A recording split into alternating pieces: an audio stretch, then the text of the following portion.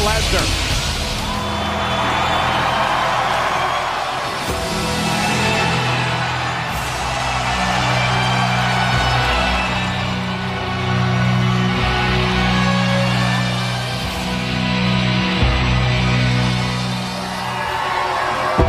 Undertaker makes a huge return to WWE after being challenged by Brock Lesnar.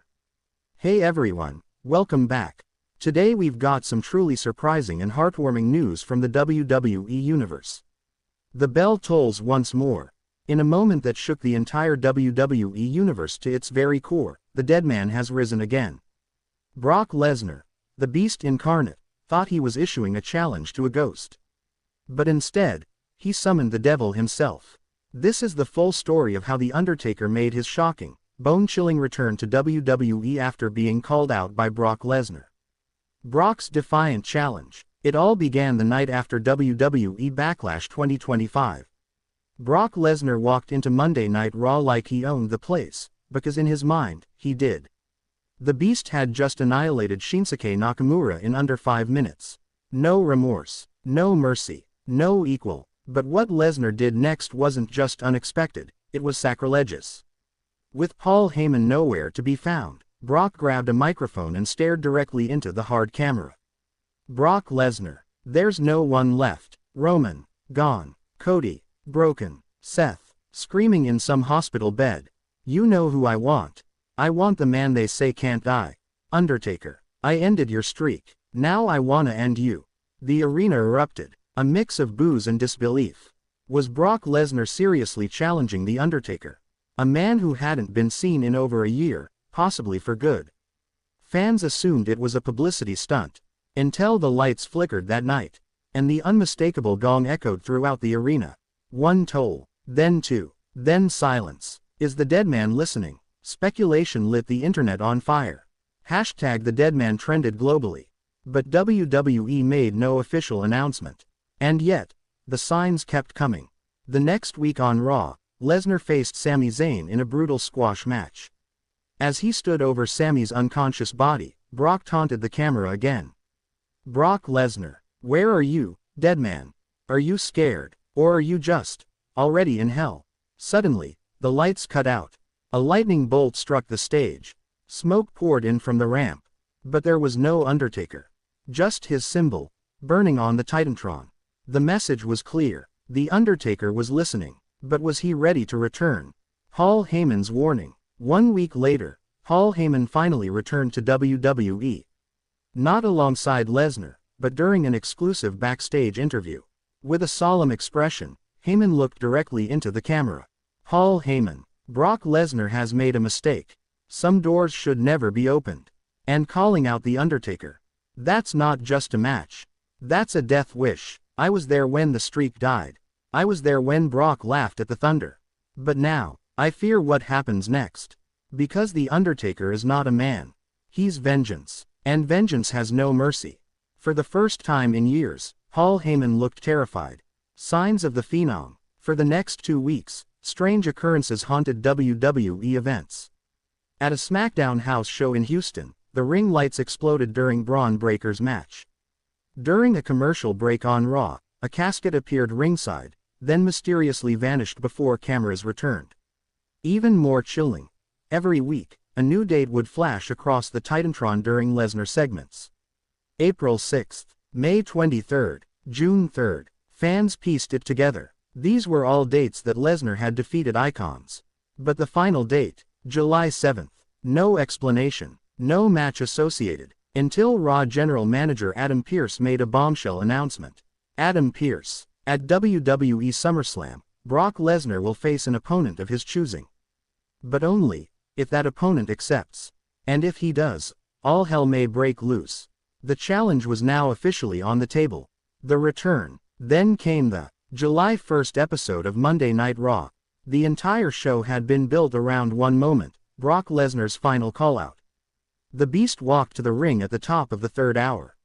No music, no pyro, just a single spotlight. Brock Lesnar, you've got 1 week. 1 week to crawl out of whatever grave you're hiding in. SummerSlam, me and you, one last time, or are you gonna fade away like a coward? And then, the unthinkable happened. Gong. The arena went dark. Lightning struck the stage. A mist began creeping over the ring. Then, through the fog, he appeared. The Undertaker. Hat, coat, gloves. Not the American badass. Not the ministry. This was classic Deadman. The crowd exploded. 20,000 fans stood frozen. Lesnar didn't move. He just stared. The Undertaker slowly raised one hand and slashed it across his throat. Undertaker. I accept. The build to SummerSlam. The WWE Universe was officially on the road to the most dangerous SummerSlam in history. The build-up was haunting. Vignettes aired weekly, revisiting the history between Lesnar and Undertaker. Their WrestleMania 30 match. The Streak. Hell in a Cell 2015. This wasn't just revenge. This was closure. But things got personal. Lesnar took it too far. On the final Raw before SummerSlam, Lesnar interrupted a tribute segment dedicated to The Undertaker's late brother, Paul Bearer. He laughed, mocked, even kicked over the urn display. Suddenly, the Titantron flickered, and a message appeared in blood-red letters. Lesnar, you have dug your own grave. SummerSlam Showdown. SummerSlam 2025, main event. Nashville, Tennessee. A sold-out Nissan Stadium. The bell tolled. The Undertaker entered last. Slow, methodical, legendary. Brock Lesnar stood ready, pacing like a predator. The match was no holds barred.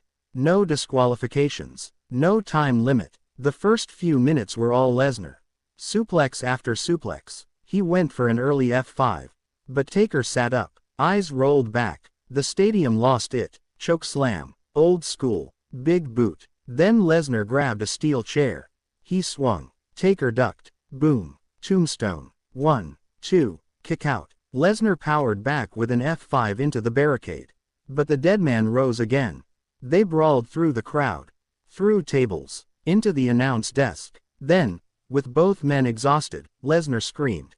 Brock Lesnar, stay down. Taker looked up, bloodied, bruised, and whispered, Undertaker, you first. With a sudden burst of energy, Undertaker hit a second tombstone. Then dragged Lesnar to the casket that had been ringside all along. He opened it, threw Brock inside, slammed the lid shut. The bell rang. Winner. The Undertaker. Aftermath. The next night on Raw, Lesnar was nowhere to be found. Commentary didn't even acknowledge his status.